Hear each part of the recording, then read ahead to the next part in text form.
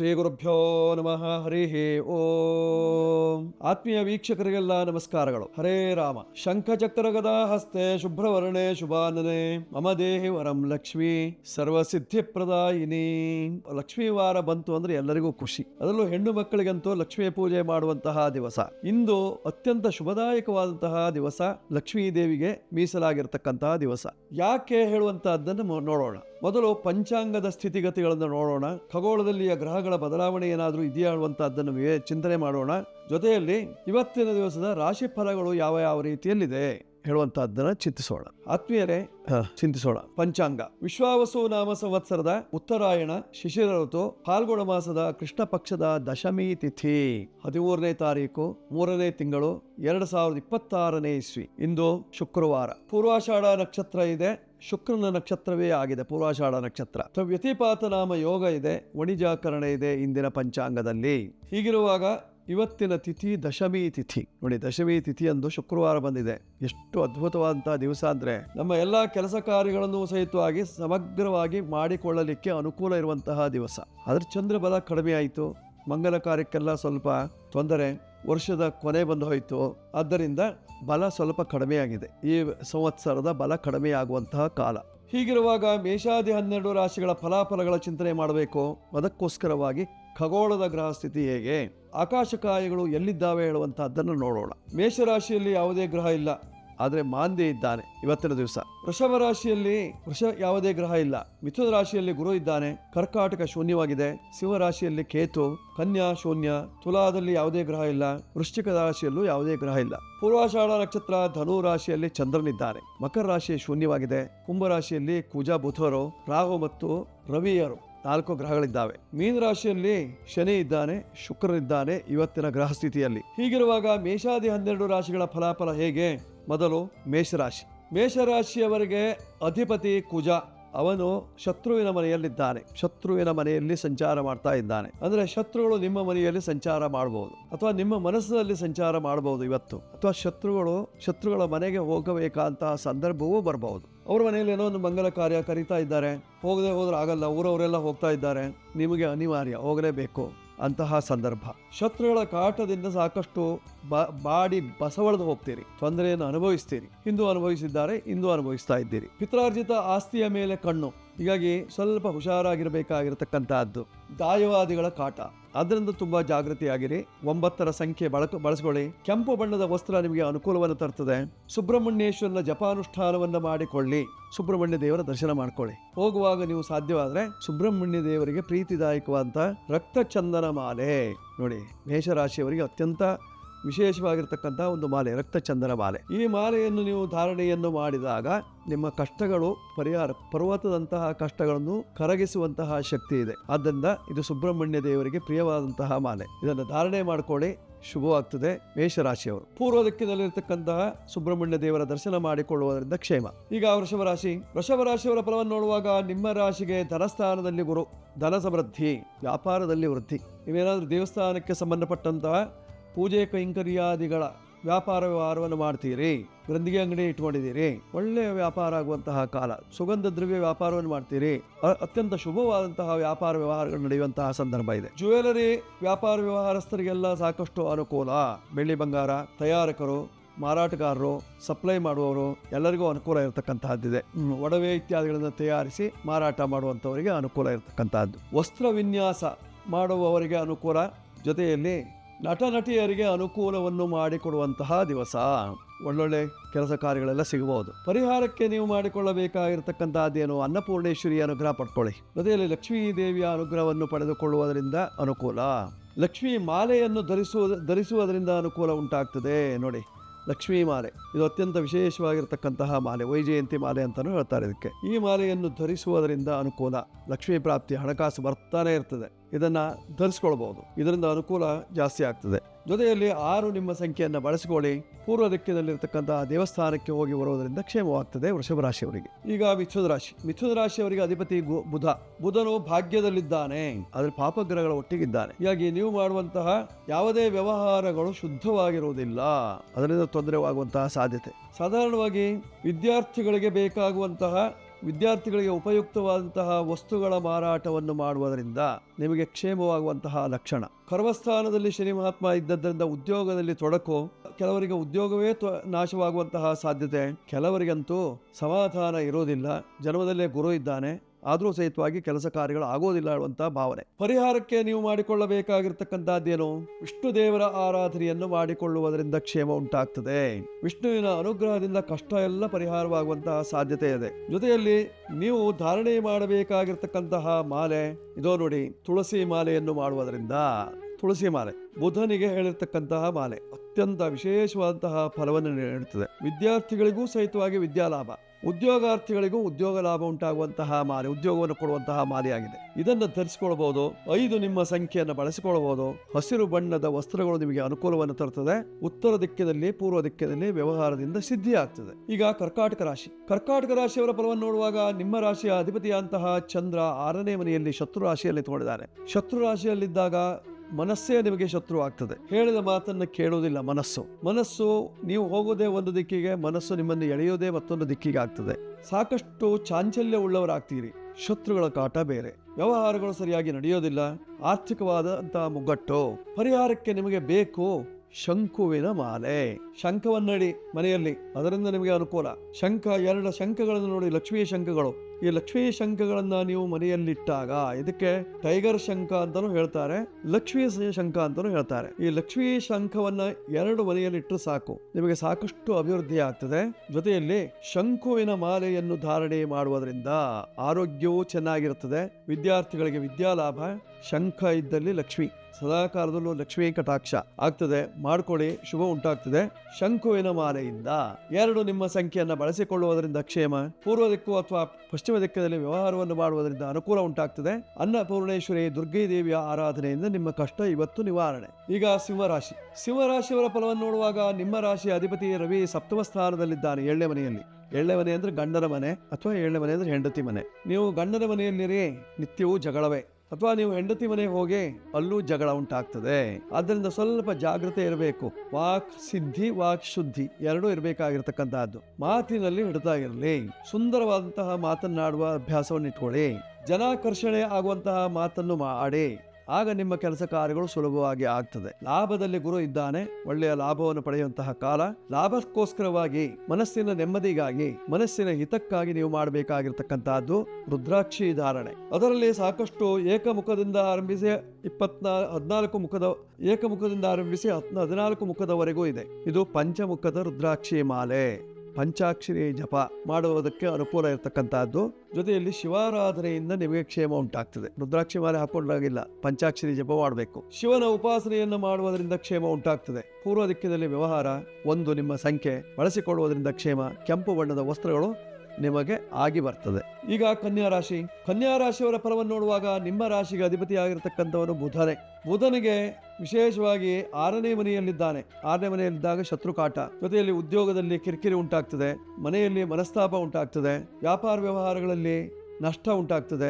ತೆಗೆದುಕೊಂಡ ಹಣವನ್ನ ವಾಪಸ್ ಕೊಡ್ಲಿಕ್ಕಾಗಲ್ಲ, ಅದರಿಂದ ತೊಂದರೆ ಉಂಟಾಗುವಂತಹ ಸಾಧ್ಯತೆ ಇದೆ ಕನ್ಯಾ ರಾಶಿಯವರಿಗೆ. ಕನ್ಯಾ ರಾಶಿಯವರು ಸಕಲ ದೋಷ ನಿವಾರಣೆಗೆ ನೀವು ಮಾಡಿಕೊಳ್ಳಬೇಕಾಗಿರ್ತಕ್ಕಂತಹದ್ದು ವಿಷ್ಣು ಸಹಸ್ರನಾಮ ಪಾರಾಯಣ. ಸದಾ ಕಾಲದಲ್ಲೂ ವಿಷ್ಣು ಸಹಸ್ರನಾಮ ಪಾರಾಯಣವನ್ನು ಮಾಡುವುದರಿಂದ ದಿವಸಕ್ಕೊಂದು 3 ಸಾರಿ ಮಾಡಬಹುದು, ಅಥವಾ 5 ಸಾರಿ ಮಾಡಿದರೆ ಅತ್ಯಂತ ಶ್ರೇಷ್ಠ. ಮಾಡಿಕೊಳ್ಳುವುದರಿಂದ ಕ್ಷೇಮ. ಜೊತೆಯಲ್ಲಿ ನೀವು ತುಳಸಿ ಮಣಿ ಹಾರವನ್ನು ಹಾಕಿಕೊಳ್ಳುವುದರಿಂದ, ಜಪ ಏನಾದ್ರು ಮಾಡ್ತೀರಿ, ತುಳಸಿ ಮಾಲೆಯಲ್ಲಿ ಜಪಾನುಷ್ಠಾನವನ್ನು ಮಾಡುವುದರಿಂದ ನಿಮ್ಮ ಕಷ್ಟ ಕಾರ್ಪಣ್ಯಗಳು ದೂರವಾಗುವಂತಹ ಲಕ್ಷಣ. 5 ನಿಮ್ಮ ಸಂಖ್ಯೆಯನ್ನು ಬಳಸಿಕೊಳ್ಳಿ. ಹಸಿರು ಬಣ್ಣದ ಬಟ್ಟೆ ನಿಮಗೆ ಆಗಿ ಬರ್ತದೆ. ಉತ್ತರ ದಿಕ್ಕಿನಲ್ಲಿರ್ತಕ್ಕಂತಹ ವಿಷ್ಣು ದೇವಾಲಯಕ್ಕೆ, ರಾಮ ಮಂದಿರಕ್ಕೆ ಹೋಗುವುದರಿಂದ ನಿಮ್ಮ ಕಷ್ಟ ನಿವಾರಣೆಯಾಗಿ ಸುಖ ಪ್ರಾಪ್ತಿಯಾಗುವಂತಹ ಲಕ್ಷಣ ಇದೆ. ಮಾಡ್ಕೊಳ್ಳಿ, ಶುಭ ಉಂಟಾಗ್ತದೆ ಕನ್ಯಾ ರಾಶಿಯವರು. ಈಗ ತುಲಾರಾಶಿ. ತುಲಾರಾಶಿಯವರ ಫಲವನ್ನು ನೋಡುವಾಗ ನಿಮ್ಮ ರಾಶಿಯಿಂದ ಭಾಗ್ಯ ರಾಶಿಯಲ್ಲಿ ಗುರು ಇದ್ದಾನೆ. ಹೀಗಿರುವಾಗ ಮಂಗಲ ಕಾರ್ಯಾದಿಗಳನ್ನು ಮಾಡಿಕೊಳ್ಳುವವರಿಗೆ ಅನುಕೂಲ.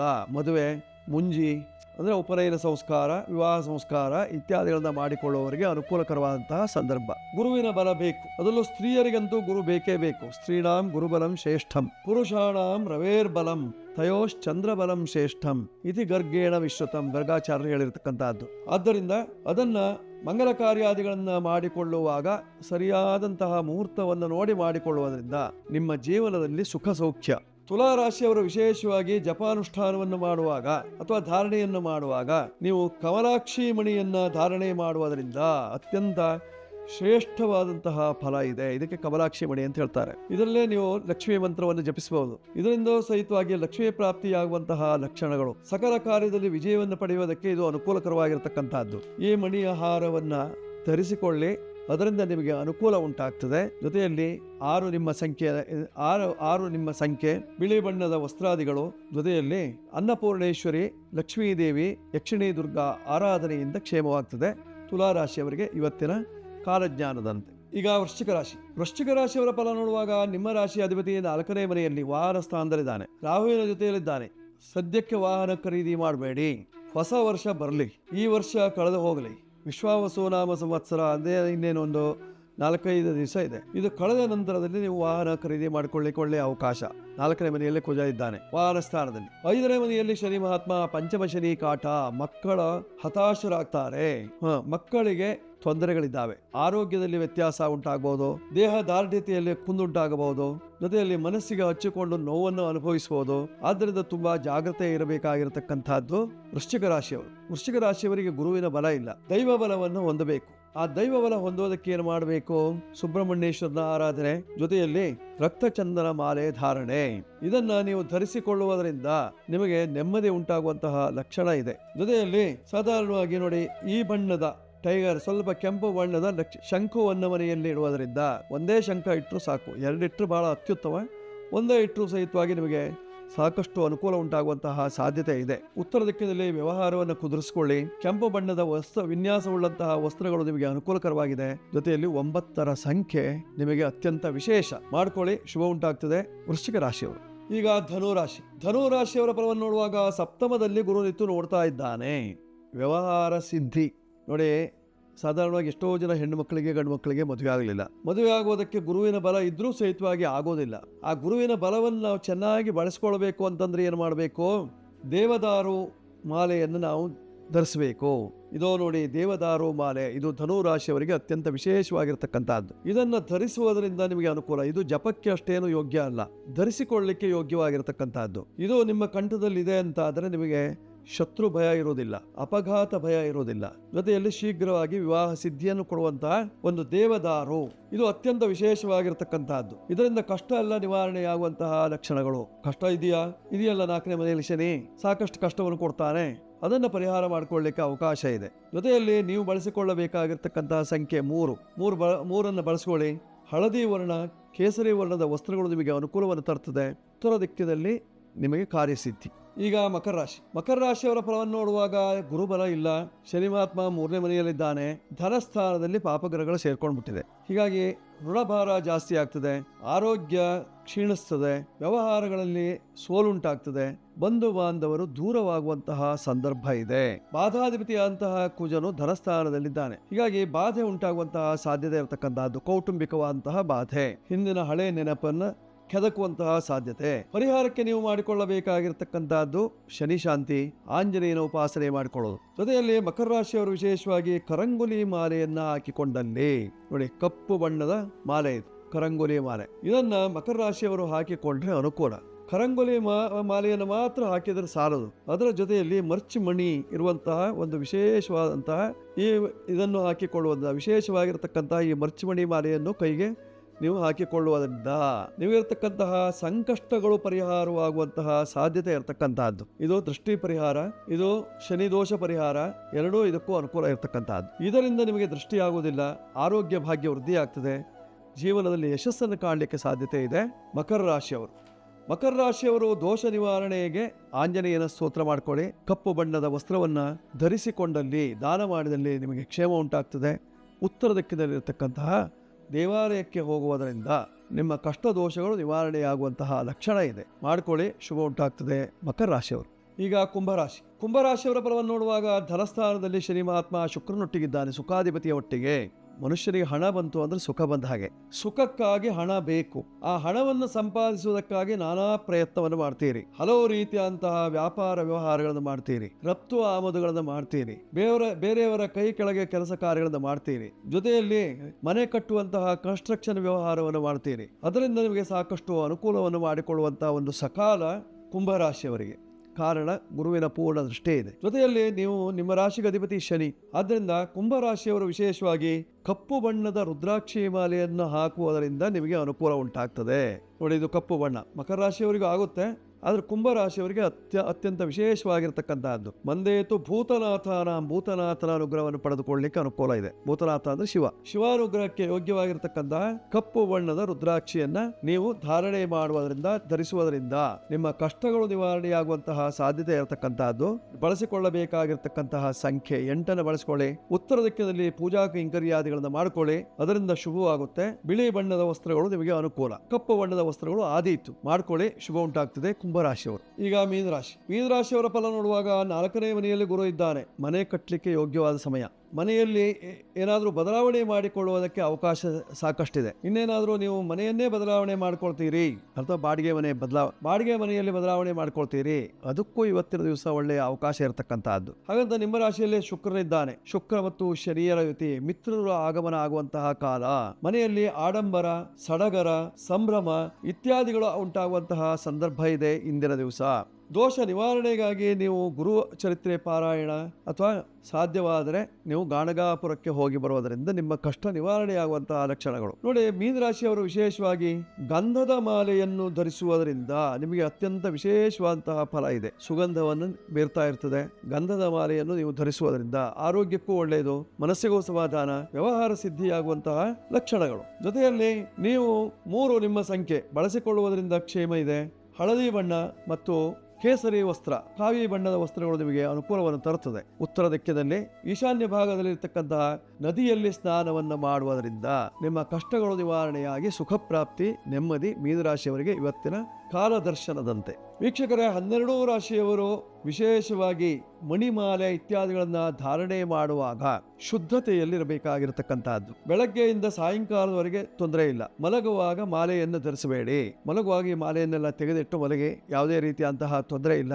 ಜೊತೆಯಲ್ಲಿ ಜಪಾನುಷ್ಠಾನಗಳಿಗೆ ವಿಶೇಷವಾಗಿ ಬಳಸಿಕೊಳ್ಳುವವರಿಗೆ ರುದ್ರಾಕ್ಷಿ ಮಾಲೆ ಅತ್ಯಂತ ಶ್ರೇಷ್ಠವಾಗಿರತಕ್ಕಂತಹ ಮಾಲೆ. ರುದ್ರಾಕ್ಷಿಯಲ್ಲಿ ಜಪಾನುಷ್ಠಾನವನ್ನು ಮಾಡಿದಾಗ ವಿಶೇಷವಾದಂತಹ ಫಲ ಇದೆ, ಅಗಣ್ಯವಾದಂತಹ ಫಲವನ್ನು ಪಡೆಯಲಿಕ್ಕೆ ಸಾಧ್ಯತೆ ಇದೆ. ಮಾಡ್ಕೊಳ್ಳಿ. ಜೊತೆಯಲ್ಲಿ ಇದೇ ಬರುವಂತಹ 18ನೇ ತಾರೀಕಿನಂದು ವಿಶೇಷವಾಗಿ ಮಾಂದಿ ಶಾಂತಿಯನ್ನು ಮಾಡಿಸ್ತಾ ಇದ್ದೇವೆ. ನಿಮಗೆ ಯಾರು ಮಾಂದಿ ದೋಷ ಇದ್ದವರು ಶಾಂತಿಯನ್ನು ಮಾಡ್ಕೊಳ್ತೀರಿ ಅಂತಾದ್ರೆ ಅದಕ್ಕೆ ಒಳ್ಳೆಯ ಅವಕಾಶ ಇದೆ, ಮಾಡ್ಕೊಳ್ಳಿ. ಅದರಿಂದ ನಿಮಗೆ ಅನುಕೂಲ ಉಂಟಾಗ್ತದೆ, ಶುಭ ಉಂಟಾಗ್ತದೆ. ಈ ಸಂಚಿಕೆ ನಿಮಗೆ ಇಷ್ಟವಾಗಿದ್ದಲ್ಲಿ ಸಬ್ಸ್ಕ್ರೈಬ್ ಮಾಡಿ, ಬೆಲ್ ಬಟನ್ ಒತ್ತಿ, ನಿಮ್ಮ ಮಿತ್ರವರ್ಗದವರಿಗೆಲ್ಲ ತಿಳಿಸಿ. ನನ್ನ ನಂಬರ್ಗಳ ಕೆಳಗೆ ಬರ್ತಾ ಇದೆ, ಅದನ್ನು ಬೇಕಾದಲ್ಲಿ ಉಪಯೋಗಿಸ್ಕೊಳ್ಳಿ. ಶುಭವಾಗ್ತದೆ, ಮಂಗಳವಾಗಲಿ. ಸರ್ವೇ ಜನ ಸುಖಿನೋ ಭವಂತು, ಸಮಸ್ತ ಸನ್ಮಂಗಳಾನಿ ಭವಂತು. ಎಲ್ಲರೂ ಸುಖವಾಗಿರಿ, ಎಲ್ಲರೂ ನೆಮ್ಮದಿಯಿಂದಿರಿ, ಆರೋಗ್ಯವನ್ನು ಕಾಪಾಡಿಕೊಳ್ಳಿ. ಹರೇ ರಾಮ ಹರೇ ರಾಮ ಹರೇ ರಾಮ. ಶುಭವಸ್ತು.